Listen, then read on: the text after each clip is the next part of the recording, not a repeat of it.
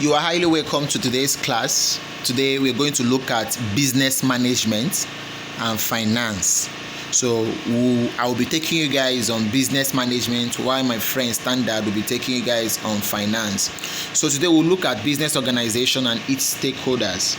You understand? So we have types of organizations, stakeholders of business organizations, and collaboration alliance. Types of business organization.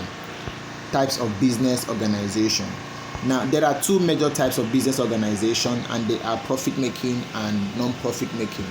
A profit-making organization is actually that organization that has the purpose or objective of profit maximization.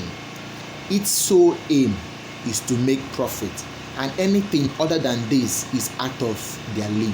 You understand? Example of profit-making organization are PwC, KPMG, Nestle, Unilever, GT Bank, Fidelity Bank, and a host of others. So these are the examples of profit-making entities. Now we'll look at non-profit-making entities.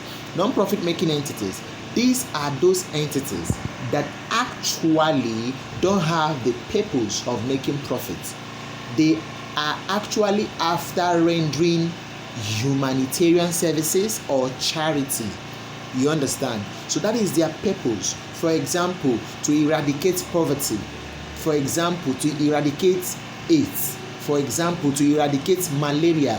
For example, to eradicate COVID-19. For example, to eradicate child labor. So these are various services that non-profit making organizations render. So they don't pursue profit making as an objective. I hope you understand. We have different types of profit making organization. We have the one owned and run by popular DJ Copy. We have Dangote Foundation. These are non-profit entities. Now we'll now look at types of non-profit entities. We have public sector entities like government. Any government of the world don't have the purpose of making profits. Are you there? Good. Apart from government, we also have NGOs. I mentioned Dangote Foundation. We move down to corporate society. A corporate society is actually a group of persons that come together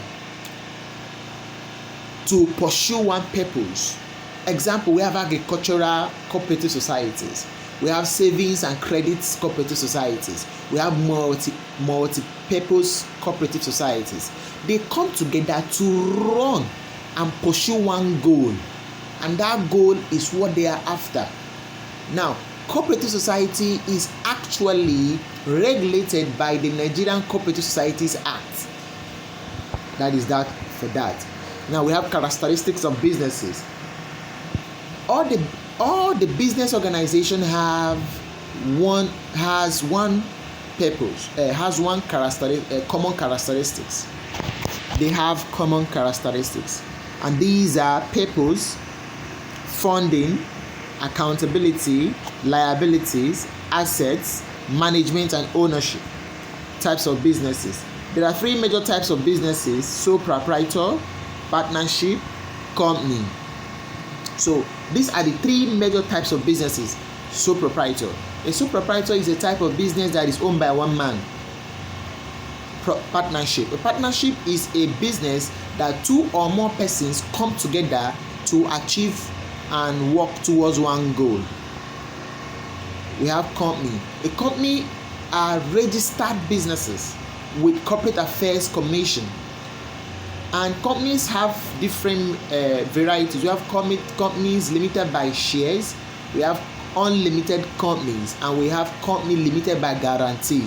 So these are three major types of companies. You see, we have three: companies limited by shares, unlimited companies, and company limited by guarantee. So we now look at the characteristics of business entities. You can see owners: sole proprietor, partnership, company. Now owners, one person under sole proprietor. Partnership, several individuals. Companies, shareholders. Liabilities: unlimited, limited to share held. So that is that for that about this. So we'll continue. Now we have classification of economic activities. We have profession or vocation. We have employment or businesses. Profession is an economic activity that required specialized knowledge or skill to do the work. For example, chartered accountants, barristers and solicitors, medical doctors, engineers, and a host of others. These are what we call professions, and those who are working in these areas are known as professionals. Just as I am to now, I am a professional accountant because I'm chartered and I'm also practicing. So we now have employment. When we talk about employment, we're looking at a person whom is employed by another person and is placed under salary. Whereas under profession, they are paid fees. Now we have businesses. You set up a type of business, either trading or whatsoever, or estate management, and you run it for the sole aim of making profit.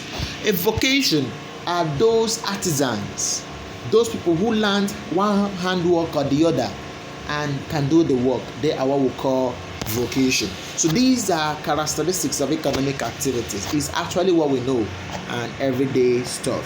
So we have stakeholders of business organizations. Stakeholders, who is a stakeholder? A stakeholder is a person who can affect or be affected by the decision of the organization. Or a stakeholder is a person who has interest or a stake in a particular organization. There are different types of stakeholders. We'll be looking at internal and external stakeholders. Internal stakeholders, from the word internal, are those actually within the organization. Example, board of directors, top executive management, employees. Why? The second one is external stakeholders. External stakeholders are actually those stakeholders that actually are not within the organization. Example, customers, suppliers, government, and the rest of that. Even lenders of money are also the regulatory authorities and all that. Then we'll now look at main stakeholders.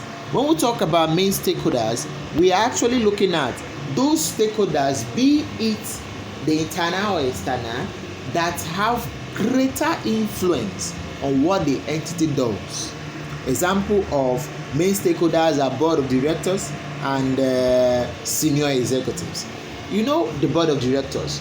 The board of directors are those who manages the business. The MD, the executive directors, you understand, the non-executive directors, they make up the board of directors. They are actually the representatives of the shareholders. Now we have connected stakeholders. Connected stakeholders are actually those persons that do not control or manage the business but have influence on what the business does. Example, employees, customers, key suppliers, and all that. So we have stakeholders mapping. When we talk about stakeholders mapping, we are looking at Mendelow's power interest matrix. Is a model and you can be tested about on this. Know it. Now, Mendelow power/interest matrix is a 2x2 matrix which is used to analyze stakeholders' influence in the organization. You understand? Now, this influence is measured using two words, in power and interest. Now, being a 2x2 matrix, power is on the left hand side of the matrix, while interest is on the upper side of the matrix. Now, there are four quadrants there. We have minimal effort, the first quadrant.